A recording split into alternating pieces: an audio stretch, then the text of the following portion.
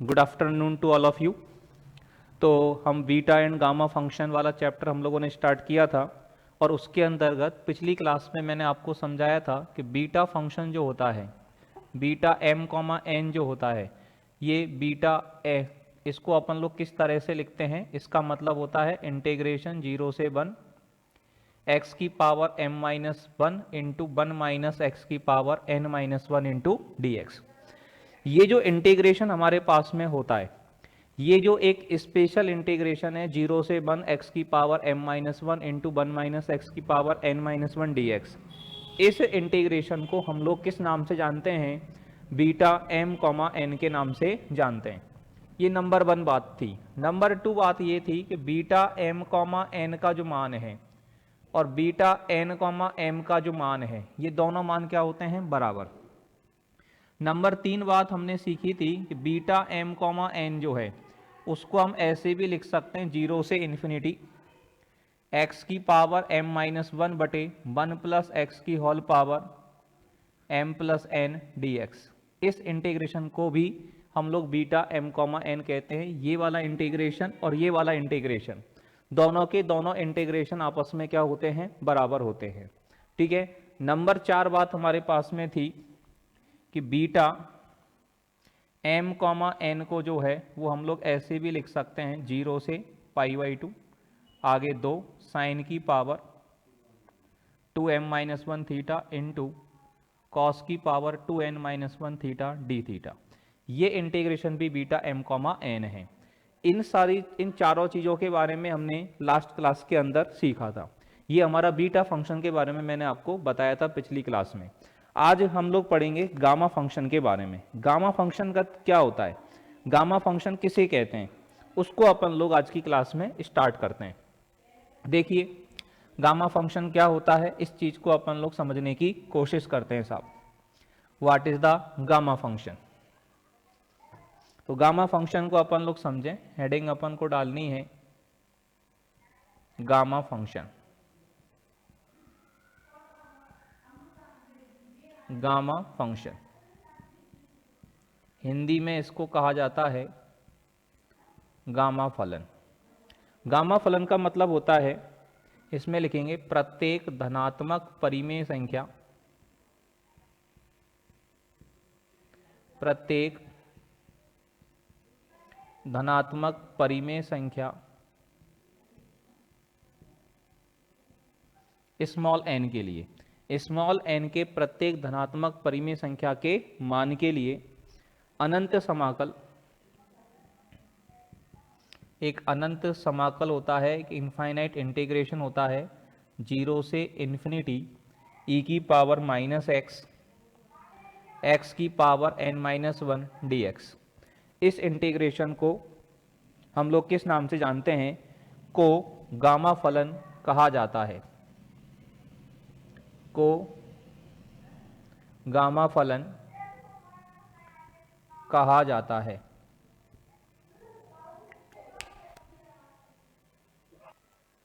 तो यहाँ पर अपन इस बात को समझें कि ये जो फंक्शन है हमारे पास में, ये जो स्पेशल इंटीग्रेशन है, जिस प्रकार से हमने बीटा फंक्शन के अंतर्गत 0 से 1 एक्स की power m minus one, one minus x की power n minus one d x, वो जो इंटीग्रेशन था उसको हमने बीटा फलन कहा था, बीटा m कॉमा एन कहा था। ऐसे ही यहाँ पर एक स्पेशल इंटीग्रेशन है 0 से इन्फिनिटी e की पावर माइनस एक्स, एक्स की power n minus one d x. इस इंटीग्रेशन को हम लोग किस नाम से जानते हैं? गामा फंक्शन के नाम से जानते हैं। और इसे आयलर का द्वितीय समाकल भी कहा जाता है, इसे आयलर का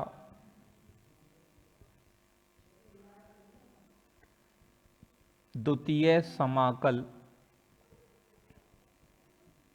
भी कहा जाता है। इसे हम लोग क्या भी कहते हैं? आयलर का द्वितीय समाकल। जो बीटा फंक्शन था वो आयलर का प्रथम समाकल होता था और जो गामा फंक्शन है वो आयलर का द्वितीय समाकल भी होता है। इसे गामा एन से प्रदर्शित करते हैं। इसको प्रदर्शित करने का जो तरीका है, प्रदर्शित करने का मतलब रिप्रेजेंट करने का मतलब, रिप्रेजेंट करना गामा एन। गामा एन का मतलब क्या हो गया? 0 से इन्फिनिटी e की पावर माइनस एक्स और x की पावर n-1 dx। मतलब इस इंटीग्रेशन का संकेत अपन ने क्या दे दिया, गामा n दे दिया, इसे गामा n से रिप्रेजेंट किया जाता है। ठीक है, चलिएगा अब इसके अंतर्गत कुछ इसकी प्रॉपर्टीज को अपन लोग समझते हैं। जिस तरह से हमने बीटा फंक्शन की प्रॉपर्टीज समझी थी, उसी तरह से गामा फंक्शन की भी कुछ प्रॉपर्टीज होती हैं। उन प्रॉपर्टीज को हम लोग यहाँ पर समझने का प्रयास करते हैं। ठीक है, चलिएगा देखिएगा, उन प्रॉपर्टीज को हम लोग यहाँ पर समझ लेते हैं।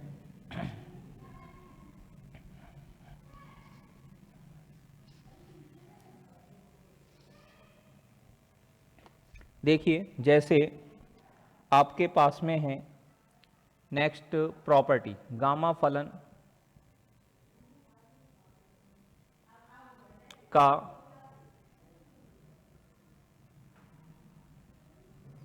पुनरावृत्ति सूत्र। गामा फंक्शन का पुनरावृत्ति सूत्र क्या है, रिकरेंस फॉर्मूला।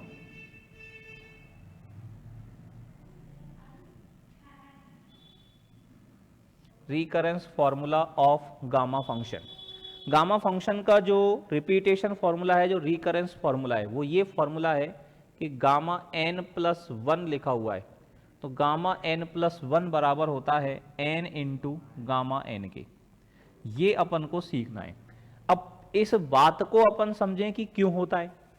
ये तो हमने लिख दिया कि गामा n+1 का मान किसके बराबर होता है, n गामा n के बराबर होता है। होता क्यों है साहब, इस चीज को अपन लोग समझें, इसका प्रूफ अपन लोग समझने की कोशिश करें।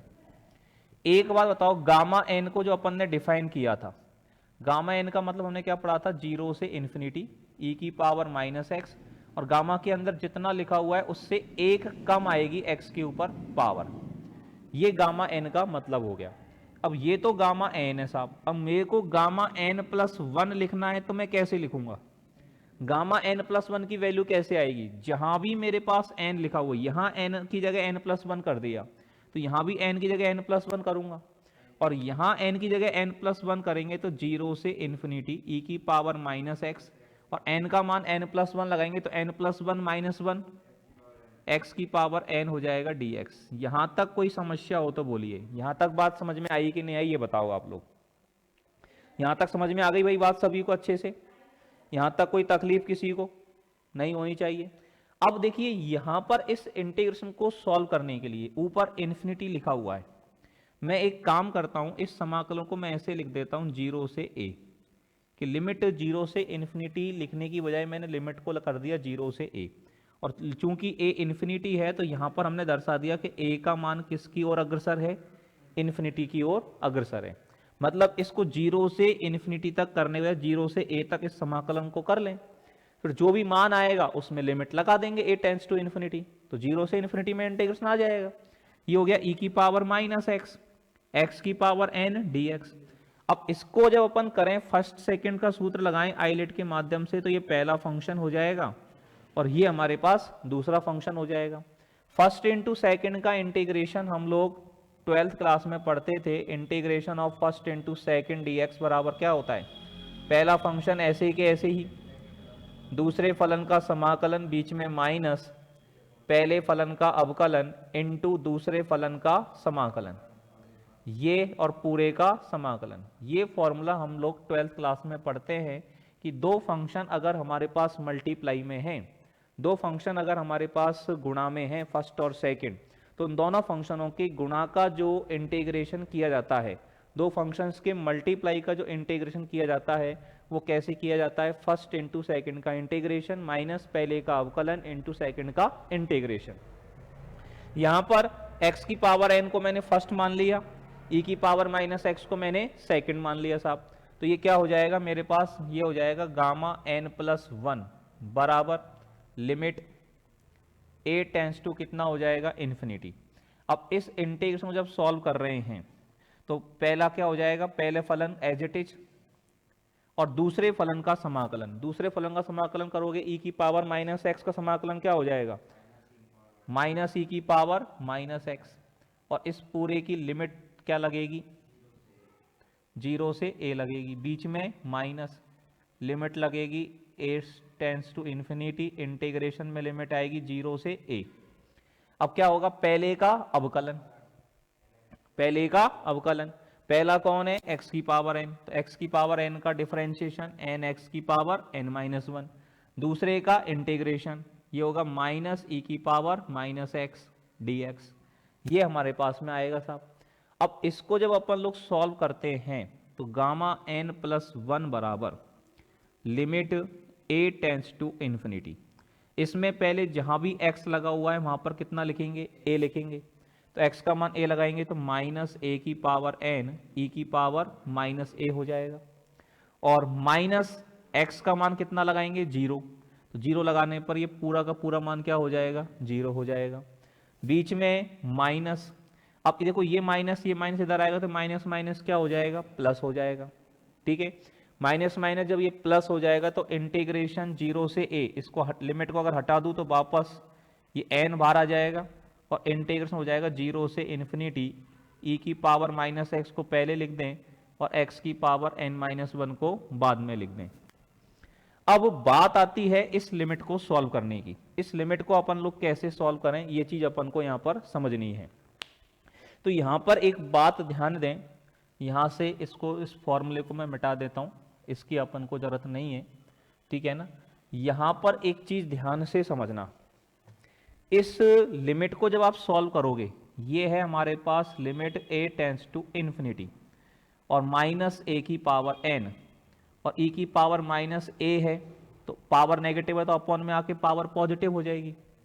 अब a का मान जब इन्फिनिटी अपन लगा रहे हैं तो a का मान इन्फिनिटी लगाने पर ऊपर भी अनंत आ रहा है और नीचे भी e की पावर इन्फिनिटी का मान इन्फिनिटी होता है, तो इन्फिनिटी अपॉन इन्फिनिटी का फॉर्मेट बने या 0/0 का फॉर्मेट बने तो वहां पर लिमिट को सॉल्व करने के लिए हम एल हॉस्पिटल रूल काम में लेते हैं। एल हॉस्पिटल रूल में क्या होता है कि ऊपर का अवकलन ऊपर कर दो साहब, माइनस एन ए की पावर n-1, और नीचे का अवकलन नीचे कर दो, ठीक है। अब भी इसमें a का मान इन्फिनिटी लगाएंगे तो ऊपर तो इन्फिनिटी आएगा और नीचे भी इन्फिनिटी आएगा, तो जब तक ये इन्फिनिटी बटे इन्फिनिटी का प्रोसेस चलता रहे तब तक आप इस प्रोसेस को करते जाओ, ऊपर का अवकलन ऊपर और नीचे का अवकलन नीचे। तो ऊपर अपन n बार अवकलन कर देते हैं, dot dot dot dot dot, तो ये n बार अवकलन करने के बाद ऊपर आ जाएगा minus n into n-1 into n-2 dot dot dot, last में 3 2 1, और बटे में तो कितनी ही बार अवकलन कर लो, नीचे तो कितनी बार अवकलन कर लो, e की पावर a ही आएगा। हमने पहले a की पावर n का किया, n a की पावर n-1, अब a की पावर n-1 का करेंगे तो n-1 आगे आ जाएगी, n-1 आ जाएगा और a की पावर n-2 हो जाएगा, फिर a की पावर n-2 का करेंगे तो n-2 आगे आ जाएगा। तो इस तरह से n का मान घटता जाएगा घटता जाएगा घटता जाएगा, कहां तक घटेगा, 1 तक, है कि नहीं।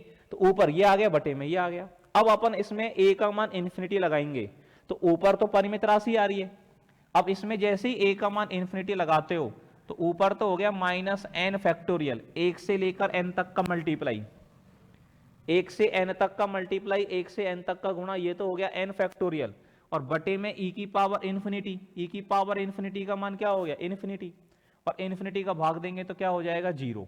मतलब इस लिमिट का जो मान है वो 0 आ रहा है। नहीं, वैसे नहीं लगा सकते, वैसे अगर आप मत कर देना, वैसे अगर आप यूं सोच रहे हो साहब e की पावर माइनस अनंत का मान 0 हो जाएगा, e की पावर माइनस अनंत तो 0 हो जाएगा, लेकिन ये a का मान इन्फिनिटी लगाओगे तो अनंत इंटू 0 हो रहा है, और अनंत इंटू 0 का मान जो है ना वो 0 नहीं होता है, इनफाइनाइट इंटू 0 जो है ये अनिर्धारित रूप है, इनडिटरमिनेंट फॉर्म है। तो डायरेक्ट ये मत सोचना कि इसमें सब सीधे सीधे a का मान इन्फिनिटी लगा दें तो e की पावर माइनस इन्फिनिटी 0 हो रहा है, 0 से गुणा करेंगे तो मान 0 आएगा, गड़बड़ हो जाएगी।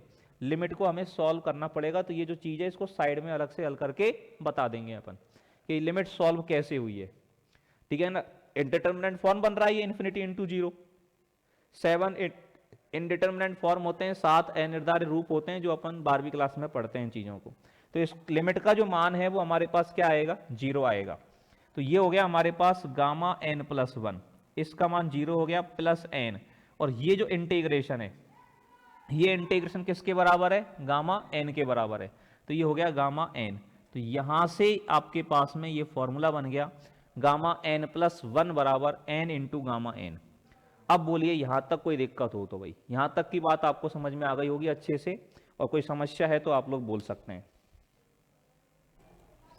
ठीक है बच्चों, तो ये बात अपन को बहुत इंपॉर्टेंट रूप से ये बात ध्यान रखनी है कि गामा n प्लस 1 बराबर क्या होता है, n गामा n।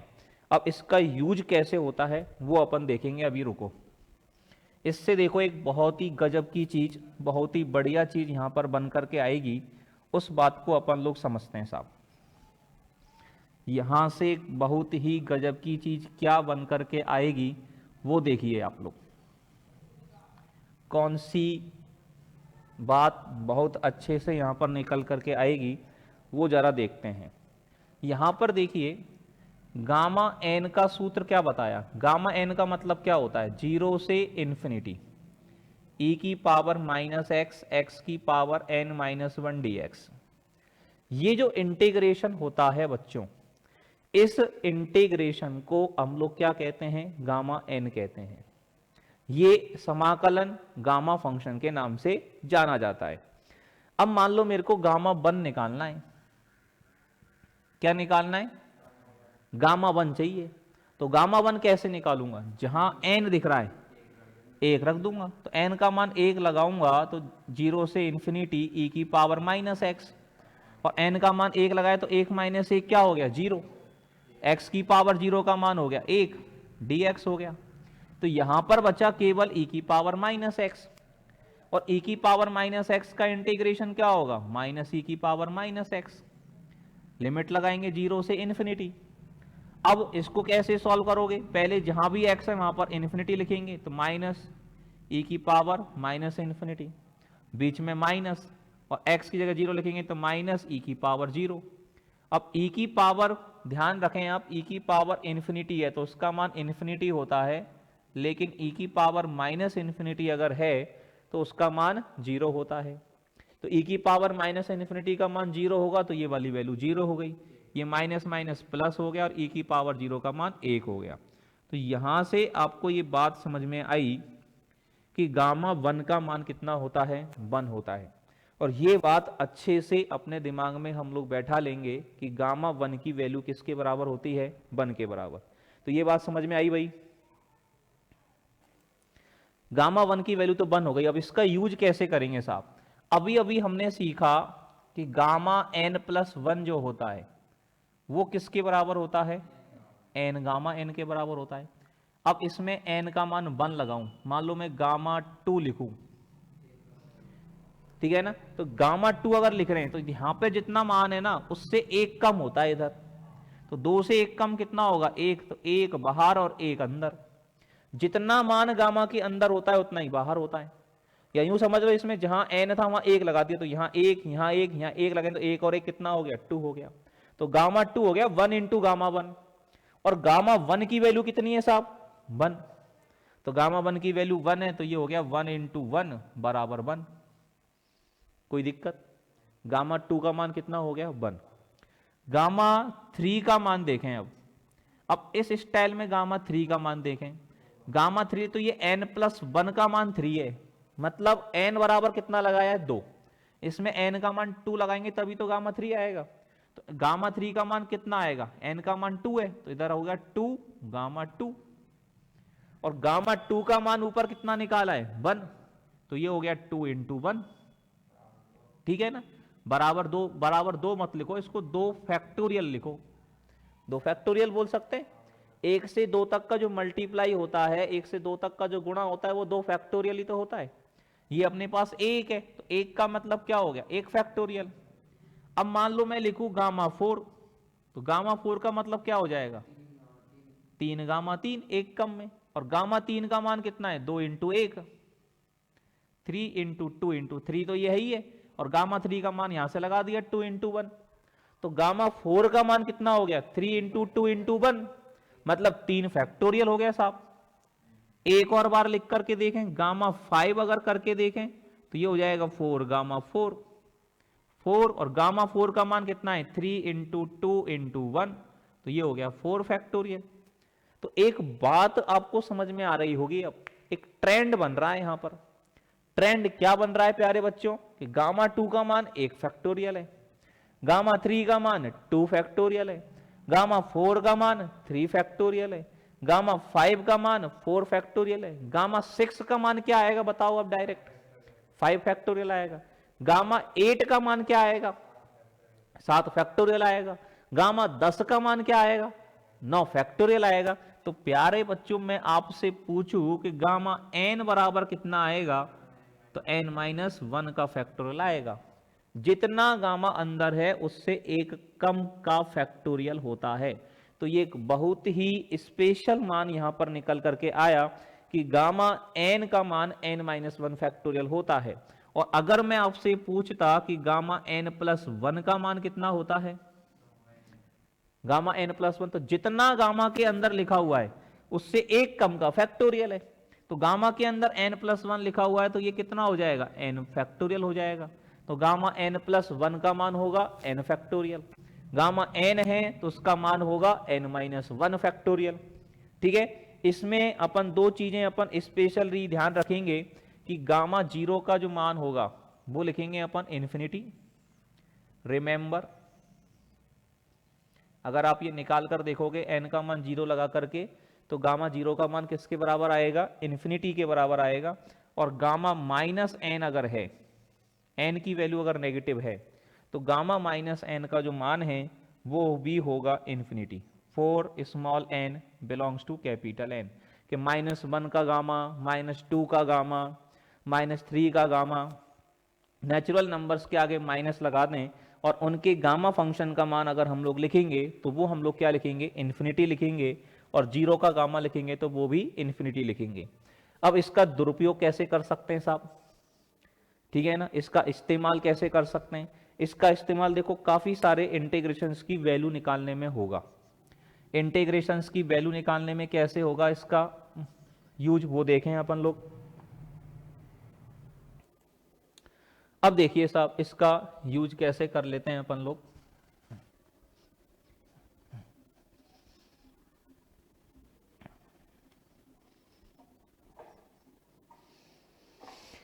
वो अपन समझते हैं। देखिए आपसे मान लो ये पूछ लिया 0 से इन्फिनिटी e की पावर -x x³ dx, इस इंटीग्रेशन का मान बताओ। आपसे बोल दिया 0 से इन्फिनिटी e की पावर -x x⁵ dx, इस इंटीग्रेशन का मान बताओ। आपसे बोल दिया 0 से इन्फिनिटी e की पावर -x x⁸, इस इंटीग्रेशन का मान बताओ। तो ध्यान दो हमने अभी क्या पढ़ा कि गामा n जो होता है वो होता है 0 से इन्फिनिटी e की पावर -x x⁴n-1 dx। 0 से इन्फिनिटी e की पावर -x, यहाँ x के ऊपर पावर 3 है तो इसका मतलब हो गया गामा 4, क्योंकि यहाँ n-1 है तो यहाँ n होता है। और गामा 4 का मान कितना होगा 3 फैक्टोरियल। अभी अभी अपन ने सीखा जितने का गामा होता है उससे एक कम का फैक्टोरियल आता है। और 3 फैक्टोरियल का मान कितना होता है 6 होता है। तो इस इंटीग्रेशन की वैल्यू डायरेक्ट कितनी हो गई 6 हो गई। अब मान लो ये मैं पूछूं 0 से इन्फिनिटी e की पावर -x x⁵ dx, इसका मतलब क्या हो गया साहब, इसका मतलब हो गया गामा 6। हो गया नहीं हो गया, यहां जितना होता है उससे एक कम होती है x के ऊपर पावर। और गामा 6 का मतलब हो गया 5 फैक्टोरियल और इसका मान होता है 120। 5 फैक्टोरियल का मतलब हो गया 1 से 5 तक का गुणा, 1 इंटू 2 इंटू 3 इंटू 4 इंटू 5, और 1 से 5 तक अगर गुणा करोगे तो 120 ही आएगा, है कि नहीं। और इसका मतलब क्या हो गया, इसका मतलब हो गया गामा 9, मतलब 8 फैक्टोरियल, और 8 फैक्टोरियल का मतलब हो गया 40,320। ठीक है ना, 1 से 8 तक की संख्याओं को आप गुणा कर लो, 1 into 2 into 3 into 4 into 5 into 6 into 7 into 8, तो आपके पास में ये मान आ जाएगा। कोई दिक्कत आपको यहां तक, किसी तरह की कोई समस्या यहां तक नहीं है, बोलिए भाई यहां तक कोई दिक्कत किसी को नहीं है। चलिए अब यहां पर देखिए एक स्टैंडर्ड इंटीग्रेशन यहां पर पढ़ते हैं, इसके बाद में हम लोग सीखते हैं एक स्टैंडर्ड इंटीग्रेशन।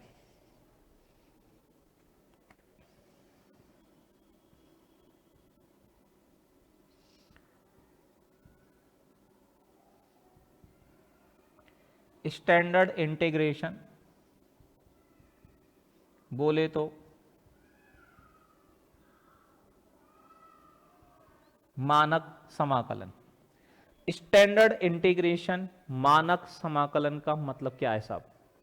इसका मतलब है कि e की 0 से इन्फिनिटी, अभी तक हम लोग e की पावर माइनस एक्स लेकर के चल रहे थे, अब e की पावर माइनस एक्स की जगह e की पावर माइनस ए एक्स हो, मतलब x के साथ में कोई संख्या भी मौजूद है गुणा में, तो ये जो इंटीग्रेशन होगा dx, इस इंटीग्रेशन की वैल्यू होगी x के ऊपर कितनी पावर है n माइनस वन, तो गामा के अंदर आएगा n, x के ऊपर पावर 3 होती है तो गामा 4 होता है, x के ऊपर पावर 5 होती है तो गामा 6 होता है, x के ऊपर पावर 7 होती है तो गामा 8 होता है, तो x के ऊपर पावर n माइनस वन है तो गामा n होगा। और बटे में क्या होगा, बटे में क्या होगा, जो यहाँ x का गुणांक है, e की पावर में जो x का गुणांक है, चिन्ह को हटा करके a, तो a लिखेंगे और a की पावर में n आ जाएगा। n क्या है? x की पावर से एक ज्यादा, ठीक है ना। अब ये आया कैसे साहब, पहले तो इसको अपन लोग समझने का प्रयास करें। तो इस इंटीग्रेशन को मैंने i मान लिया साहब, 0 से इन्फिनिटी e की पावर माइनस ए एक्स, एक्स की power n minus one d x. यहां पर ये जो ए एक्स है इसको कुछ मान लेते हैं, इसको मान लिया मैंने t, ए एक्स बराबर t है, तो इसका मतलब हो गया ए डी एक्स बराबर t का अवकलन 1 इंटू डी टी। यही करते थे बचपन में अपन, ठीक है ना। इधर अवकलन किया x के रेस्पेक्ट में a आया, इंटू में dx, इधर अवकलन करा t के रेस्पेक्ट में 1 आया, इंटू में dt, तो a dx बराबर क्या हो गया dt, तो dx बराबर कितना आ गया, dx बराबर आ गया 1 अपॉन a इंटू dt। अब dx का मान तो 1 अपॉन a इंटू dt आ गया। अब अपन को निश्चित समाकलन में जब भी आप t मानते हो तो आपको लिमिट भी बदलनी होती है। अब इसमें x का मान जब 0 लगाओगे तो t का मान भी 0 आएगा। x बराबर 0 पर अगर t का मान देखेंगे तो x का मान 0 लगाएंगे तो t का मान भी क्या आएगा, 0 आएगा। और x का मान अगर इन्फिनिटी लगाएंगे तो x बराबर इन्फिनिटी पर t बराबर कितना आएगा, इन्फिनिटी आएगा। आएगा कि नहीं आएगा? तो अब ये अपन जब समाकलन में वैल्यू डालते हैं तो i बराबर क्या हो गया, 0 से इन्फिनिटी रहा ये, तो ये e की पावर कितना हो गया, माइनस टी हो गया। अब x का मान कितना लगेगा, t अपॉन ए, ax बराबर t है तो x बराबर t अपॉन ए। अब यहां x का मान t अपॉन ए लगाएंगे तो ये हो जाएगा t की पावर n माइनस वन बटे a की power n minus one, t upon a की पावर n माइनस वन। और dx का मान कितना लगेगा, 1 अपॉन ए डी टी, तो ये हो गया 1 अपॉन ए डी टी। अब ये a की power n minus one into a, ये हो जाएगा a की पावर n, आधार समान है तो गुणा में दो संख्याओं को मल्टीप्लाई करते हैं, दो संख्याओं को गुणा करते हैं और उनका आधार समान होता है तो घातें गुणा हो जाती हैं। तो a की पावर n माइनस वन को a से गुणा करेंगे तो a की पावर n आएगी, ठीक है ना। तो ये 1 अपॉन a की पावर n, इंटीग्रेशन कितना हो गया, 0 से इन्फिनिटी e की पावर माइनस टी, t की power n minus one D T. तो ये अब अपना गामा समाकलन बन गया, बस t की जगह x की जगह t तो आ गया, क्या फर्क पड़ गया, कोई दिक्कत नहीं है। तो ये जो इंटीग्रेशन है, इस इंटीग्रेशन को क्या बोलेंगे अपन, गामा n बोलेंगे। और ये बटे में a की पावर, अब i किसको माना था, i था हमारा 0 से इन्फिनिटी e की पावर माइनस ए एक्स, एक्स की power n minus one d x, तो इसकी वैल्यू कितनी हो जाएगी, गामा n बटे a की पावर n हो जाएगी। तो ये भी हमारे पास एक इंपॉर्टेंट इंटीग्रेशन निकल करके आया है। बोलिए यहां तक बात आपको समझ में आई या नहीं आई? यहां तक कोई दिक्कत हो, किसी तरह की कोई प्रॉब्लम हो तो बोलिए भाई। यहां तक बात समझ में आ गई सभी को अच्छे से? चलिए अब देखिए इसका यूज कैसे करना है, इसका यूज हम लोगों को कैसे करना है वो मैं आपको बता देता हूं साहब। इसका यूज करने के लिए अपन लोग क्या करेंगे, कैसे इसका इस्तेमाल होता है और कैसे आप इसका यूज कर सकते हो वो देखिए साहब। मान लीजिए आपसे बोला गया 0 से इन्फिनिटी e की पावर माइनस 4x और x क्यूब dx, इस समाकलन का मान बताओ। तो इस समाकलन का मान अपन गामा फंक्शन की मदद से बहुत आसानी से बता सकते हैं।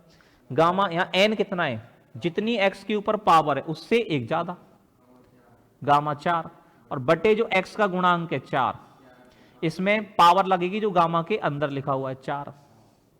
अब ये गामा 4 का मान कितना हो गया 3 फैक्टोरियल, बोले तो 6, और 4 की पावर 4, 16 का वर्ग 256 हो गया।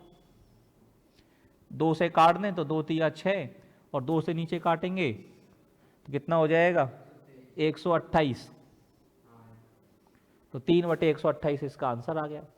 आपसे पूछ ले मान लो 0 से इन्फिनिटी e की पावर -2x, x की पावर 4 dx, तो क्या हो जाएगा इसका मतलब गामा 5 आएगा, 4 है तो बटे में किसकी पावर आएगी 2 की पावर कितनी आएगी 5, गामा 5 का मान 4 फैक्टोरियल, 4 फैक्टोरियल का मान हो गया 24 बटे 32, 8 तिया 24 ऊपर तो, और 8 चौका 32, 3/4 इसका मान आ गया।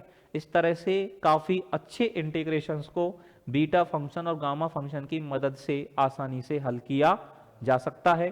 तो ये आज हमने बहुत ही इंपॉर्टेंट लेक्चर पढ़ा, ठीक है। गामा फंक्शन के बारे में मैंने आपको समझाया, पिछली क्लास में मैंने आपको बीटा फंक्शन के बारे में समझाया था, आज की क्लास में मैंने आपको गामा फंक्शन के बारे में समझाया है। तो इन चीज़ों को आप लोग अच्छे से तैयार करें, अच्छे से देखें, और कोई भी दिक्कत आती है तो उनको आप लोग पूछ लें, ठीक है। कल हम लोग इसकी बीटा फंक्शन में और गामा फंक्शन में रिलेशनशिप पढ़ेंगे, आपस में क्या रिलेशन है, और भी नई नई बातें हम लोग पढ़ेंगे अगली क्लास के अंदर, ठीक है बच्चों। Thank you very much.